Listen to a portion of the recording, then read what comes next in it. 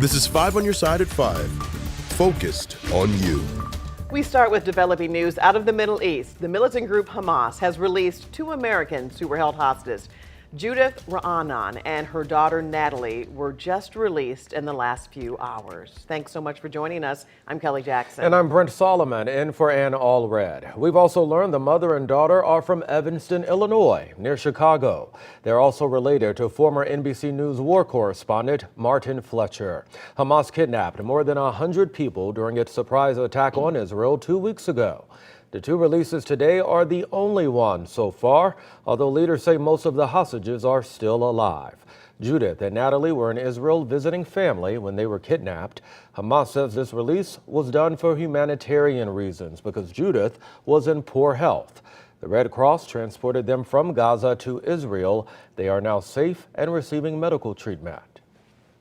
I mean, can you believe it? It's like a miracle. We were talking about it yesterday, and we would, would they be human shields? Would they be killed in the invasion, Israel's invasion in Gaza? Nothing good could possibly happen. And then suddenly, bang! I mean, what an about face.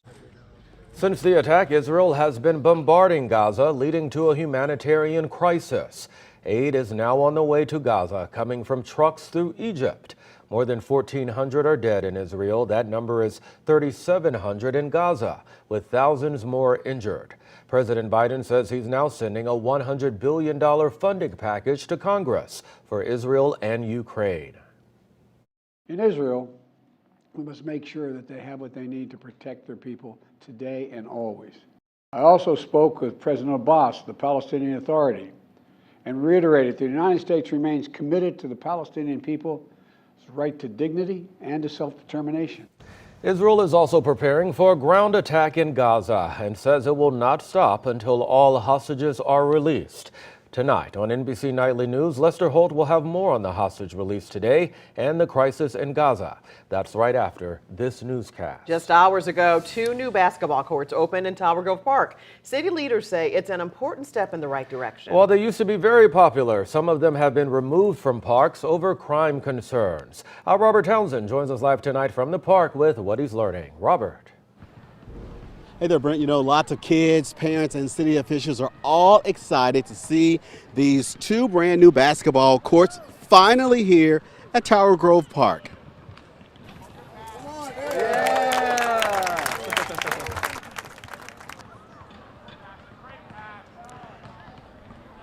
This afternoon, Mayor Tashara Jones was here for the official ribbon cutting ceremony. As you can see, dozens of enthusiastic boys and girls could not wait to show off their moves on the new basketball courts. Now, again, the courts are right here at Tower Grove Park near Arsenal and Bent Avenue. In the past, you'll recall several basketball courts were removed from parks around the city due to crime concerns.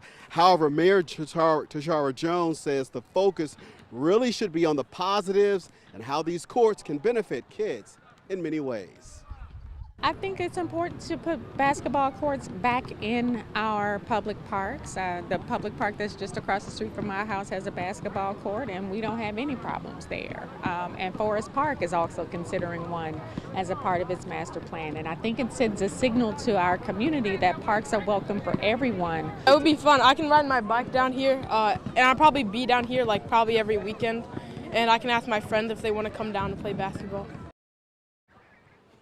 And back here live, you can see hundreds of kids of all ages have now packed the new basketball courts. Let me tell you, as we get this front row seat, they really are having a really good time on this gorgeous Friday afternoon.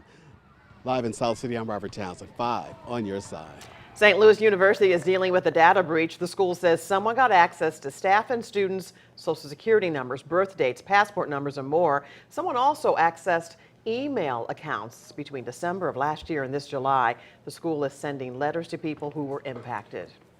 The Wentzville School District is adding more security at its board meetings after threats of violence and disruption. The board made that decision last night at a meeting that lasted more than 5 hours. Justina Cornell in studio now to break it all down for us. Justina. Yeah, the Board of Education held its monthly meeting last night and multiple speakers spoke. An argument broke out and the board president had to ask officers to address the situation several times. Toward the end of the meeting, members discussed approving a contract for a second security officer due to long meetings, threats, and safety concerns. Board member Jen Olson said this move was a step too far and that words don't constitute violence. Other members pushed back, including the board president, Jason Goodson. Now, Goodson explained while words don't hurt, sometimes those words have been threats of physical violence. Ultimately, the board voted 4-2 in favor of that contract. Last night, president of the St. Charles County NAACP was there to speak during the public forum. She said she's been seeing the animosity grow. I recall back 2 years ago, I think in particular, with our previous superintendent having to be escorted out of the building by police because there were threats made to him.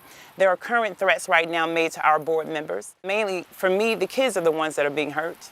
The families are the ones that are being hurt. And I think that the more and more we dig deeper into it really does divide us because the ones that are being affected are our children. And there seems to be a rift among the board. There's 2 members who voted against the measure last night are also the 2 whistleblowers who complained to the Attorney General about transit bathroom policies. Now the Missouri AG is suing the Wentzville School District, saying the board violated Missouri's open meetings law. Justina Cornell reporting. Today, Republicans dropped Congressman Jim Jordan as their nominee to become the next House Speaker. That's after he'd already lost a 3rd round of voting. The party has struggled to agree on the next Speaker after Kevin McCarthy was ousted just 2 weeks ago. The first nominee, Steve Scalise, dropped out because he didn't get enough support. Even Evan Jordan's supporters said there was no path forward for him to win. If the count is getting worse and worse for him, I don't think that's a great idea. No, I think if it keeps eroding, we got to probably hit pause and caucus as a conference and figure out plan, F through L, whatever we're on now. Well, it took 15 ballots for McCarthy to win. House members say they will have a vote on Tuesday. Some Republicans already announcing their bids to become Speaker. For now, Representative Patrick McHenry is serving as interim Speaker, but the House cannot pass legislation without electing one. Coming up, St. Louis has called the Railway Exchange Building a public safety hazard. Now the city is taking steps to make it more secure. And a brand new Topgolf is open in Midtown. Tonight, we're getting our first look inside. A federal investigation into driverless cars, the problems they're causing on the road. And incredible weather out there. Boy, it's 73 still. A lot of color in those trees around Chesterfield. We'll talk about a beautiful weekend forecast and our next chances for rain coming up.